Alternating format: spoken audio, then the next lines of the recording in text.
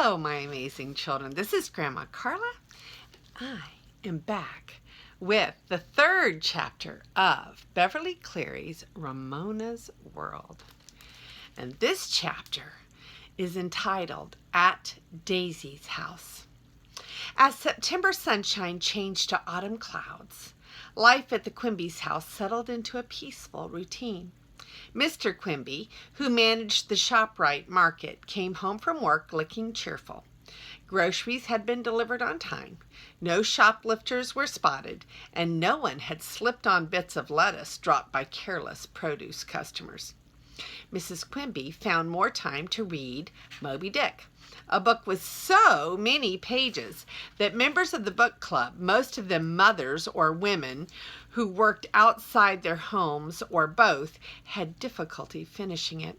They postponed their meeting for another month. Ramona wondered why they didn't just skip the hard parts. Roberta was a happy baby, busy enjoying her hands and feet.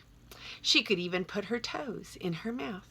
So could Ramona, just barely, but no one else in the family even tried. Beezus was still filled with enthusiasm for high school. She liked all of her teachers, and she had made a new friend, Abby Alexander, whose real name was Abigail. At dinner, the Quimbys heard a lot about Abby.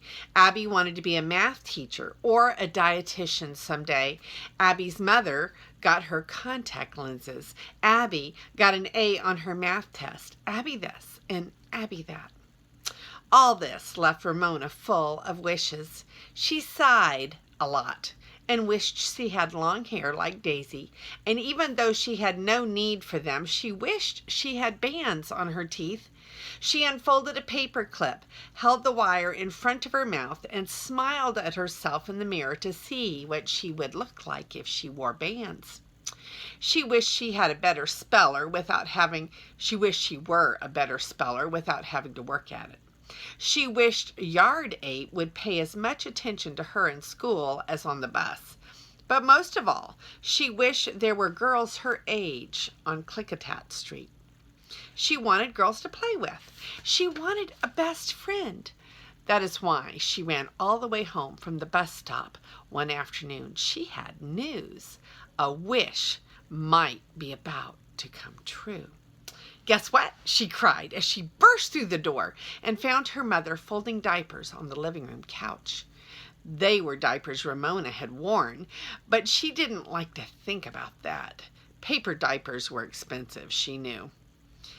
"What am I to guess?" Mrs. Quimby was interested, but not excited. After all, she had known Ramona for 9 years. Ramona was glad Roberta was still napping so she could have her mother all to herself. She took a deep breath and began.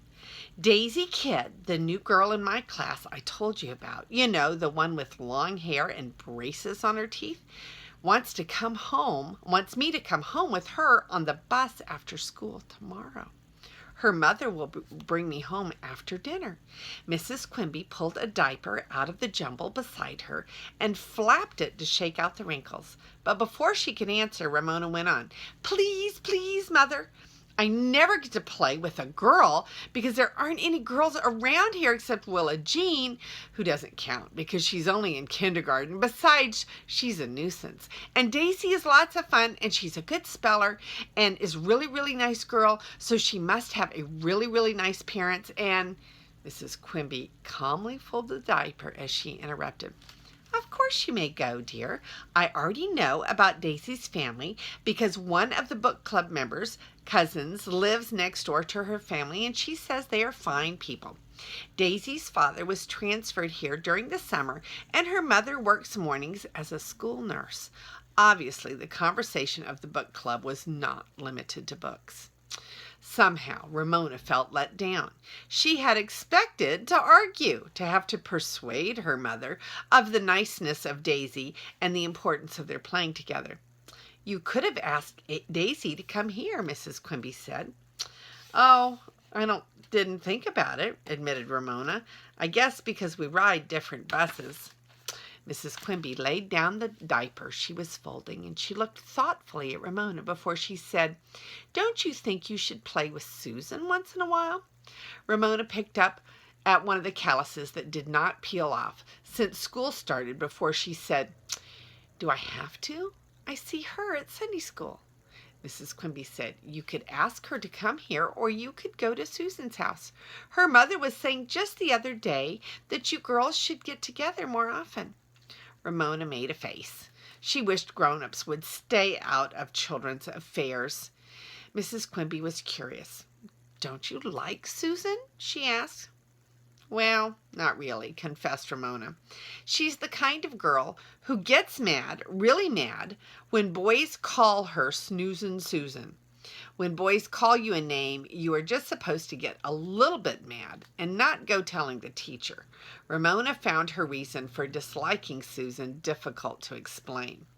"And I don't like to go to her house because, well, it is too clean, I guess." Mrs. Quimby looked surprised. "You can't say that about our house." Ramona was loyal to her house.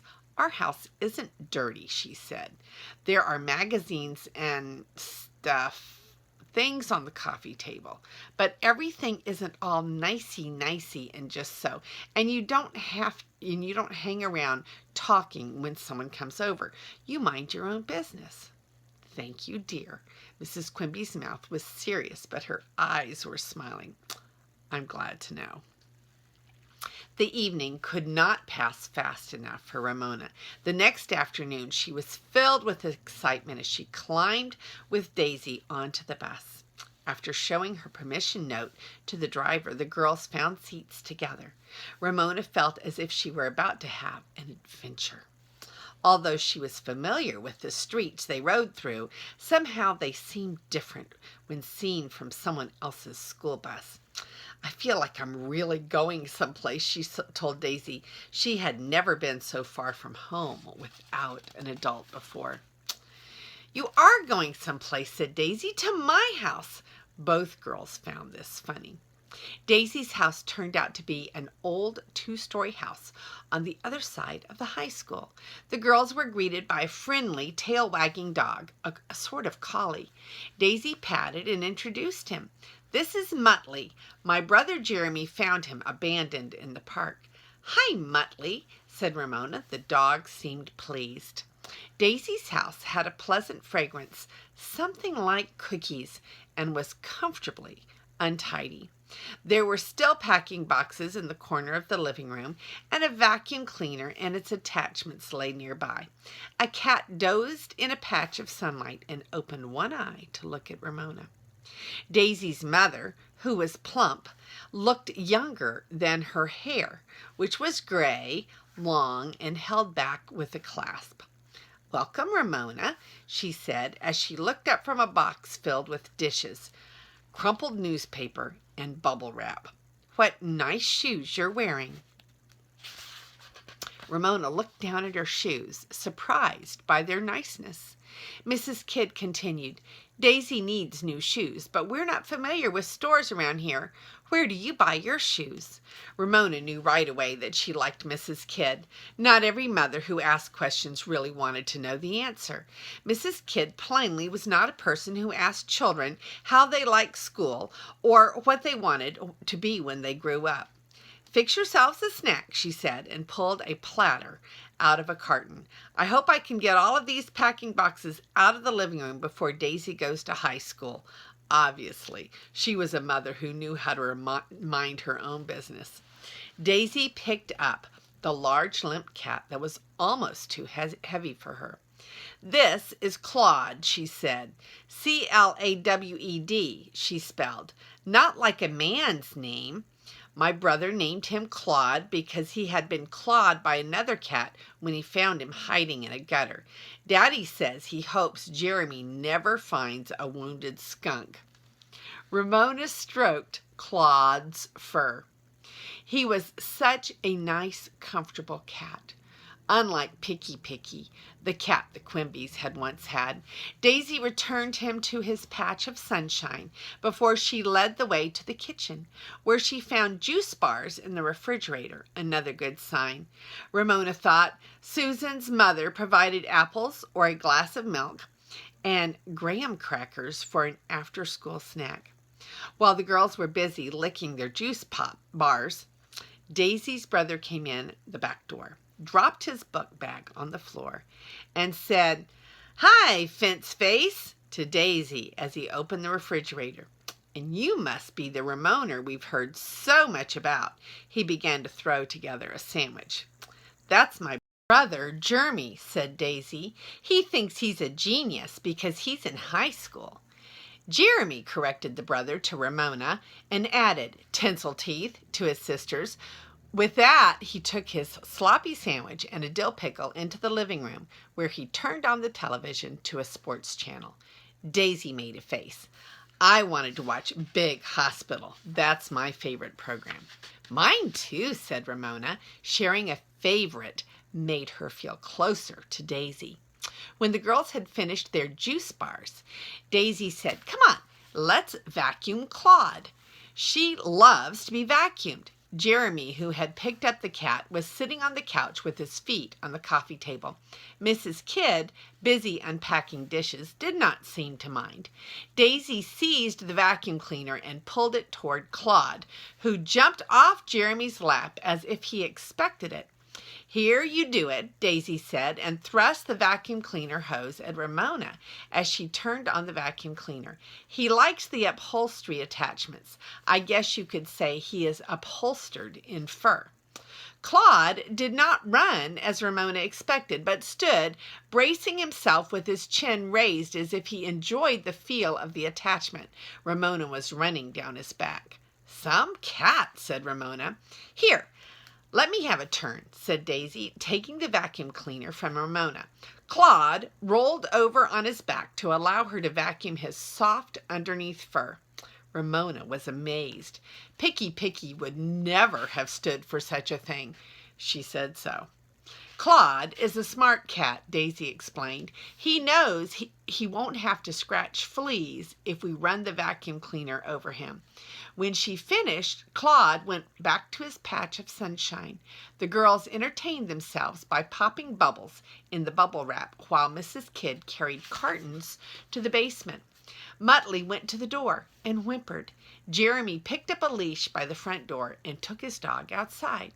"Quick," directed Daisy, "before he gets back." She seized the remote control and switched the television from the sports channel to Big Hospital. "Pretend we've been watching it all along." The girls settled themselves down on the couch and tried to look as if they had been there for some time. When Jeremy returned, Daisy looked up from the screen and pretended to be surprised to see her brother. "Oh, hi, Jeremy." "Okay, Fence Face, you win," said Jeremy, and went thumping up the stairs to his room. Muttley flattened himself, his nose on his paws, in front of the television set. When Daisy was sure the coast was clear and the girls had suppressed their giggles, she went to the refrigerator for a second helping of juice bars. Ramona and Daisy contentedly licked their juice bars as they watched handsome doctor and blonde nurse and a number of other people in green pajamas save the life of a little boy who had been hit by a car while playing in the street. His weeping mother, holding the ball he had been chasing, watched through a window on the swinging door. Ramona's thoughts strayed from the hospital to Daisy, her house, and her family. Everything seemed so calm and so comfortable. Even Claude and Muttley liked each other. Ramona wished she had had a big brother who teased her a little bit. On the television, not quite so handsome doctor, who was secretly married to blonde nurse, joined the mother to watch through the window in the swinging door, but Ramona was thinking about Daisy.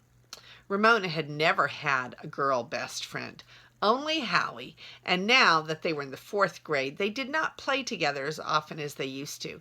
Howie was always banging around with a hammer, building things. Ramona used to enjoy this too, But lately, as her mother said, she was at loose ends. She was tired of pounding nails with Howie. She wasn't bored exactly. She could always find something to do. But lately, something was missing from her life. She wished she were old enough to babysit like Beezus, who was busy every weekend. Now she knew what had been missing: a best friend, a girl best friend. Big hospital, and Ramona's thoughts were interrupted by a commercial for pills to cure aches and pains, followed by another for a spray to relieve stuffy noses. Neither girl was interested. "Let's be best friends," Daisy spoke suddenly, as if she had just thought of it. "That's what I was thinking." Ramona, who did not usually feel shy, reached out to pet Muttley with her foot. "I've been sort of lonesome. I guess you'd call it starting a new school," confided Daisy. "I've always wanted a best friend," Ramona admitted. "My neighborhood is mostly boys. They're okay, but, well, you know." "I know," agreed Daisy. "Boys can be pretty awful, like Danny on the playground." Ramona was silent. Yard Ape never did anything bad. He was just smart and lively and liked to tease. She did not want anyone, not even her best friend, to know how much she liked him. The girls watched television in contented silence. Men in green pajamas ran down the hall, wheeling a woman groaning in pain. Her faithful dog followed. "Get that dog out of here!" shouted Handsome Doctor. Muttley looked up, startled, saw he wasn't threatened, and laid his nose on his paws again. Ramona and Daisy smothered their giggles over Motley's confusion. A spicy fragrance came from the kitchen. Ramona hoped it meant that they were going to have lasagna for dinner. Lasagna would make her day perfect. She couldn't wait to tell her family all about it. Her thoughts drifted to what she would say. Daisy's mother lets her have juice bars after school. Daisy has a big brother who calls her Fence Face. Daisy vacuums the cat. Now Beezus wasn't the only one with a best friend to talk about. Ramona hoped she could be Daisy's best friend forever. That is the end of chapter 3. So let's look at all of our pictures. So here is a picture of Ramona holding a paper clip up to her mouth so she could see what she'd look like with braces on. Bands, she called them. And then here's a picture of Daisy and Ramona as they're getting ready to go into Daisy's house. And then here's a picture of the two girls as they vacuum the cat. I've never heard of a cat being vacuumed. And that is the end of chapter 3. And this is Grandma Carla, and I love you.